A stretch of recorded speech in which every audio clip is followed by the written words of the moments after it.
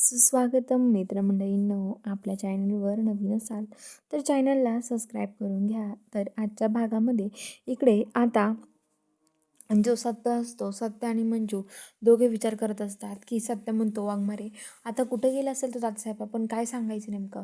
तर आता मंजू म्हणते की सत्य आम्हाला हेच लोकेशन भेटलं होतं, पण आता काय करणार. पण आमच्या ज्या अनुष्का मॅडम आहेत त्या पण इथे आलेल्या नाही आहेत.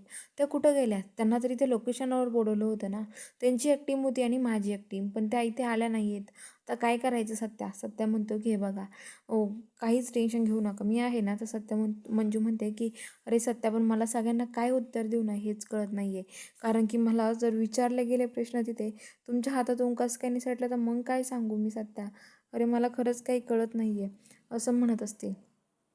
सत्या म्हणतो वाघमारे काळजी करू नका, मी आहे ना, असं म्हणत असतो. आणि घरी यायला निघतात ते आता दोघे पण. तर इकडे तात्यासाहेबांची मुलगी त्यांना भेटते.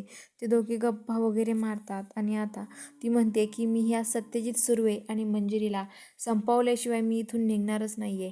मी माझ्या हाताने त्यांना असं टोचून टोचून मारणार, त्यांना असं मन त्यांचं खचून खचून मारणार आहे.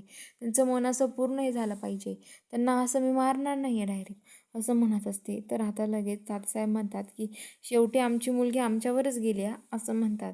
आता सत्याने ते घरी येतात. मम्मी साहेब म्हणतात की सत्या, इथे ती सोन्याची बॅग होती ना, त्याच्यामध्ये काहीच सोनं नाही आहे. अरे कुठे गेली ती सोन्याची बॅग, कुणी घेतली असेल बरं. चला बरं आपण बघूया, ते काहीच दागिने नाही आहे घरामध्ये आपल्या. तर आता लगेच सत्या सगळेजण घरातले शोधायला निघतात. सगळेजण मम्मी साहेब म्हणतात आपण चला आधी मंजिरीच्या रूमपासून सुरुवात करूयात. मंजूच्या रूममध्ये येतात आणि सगळं उचकपाचक करतात. नंतर ते बघतात कपाटामध्ये.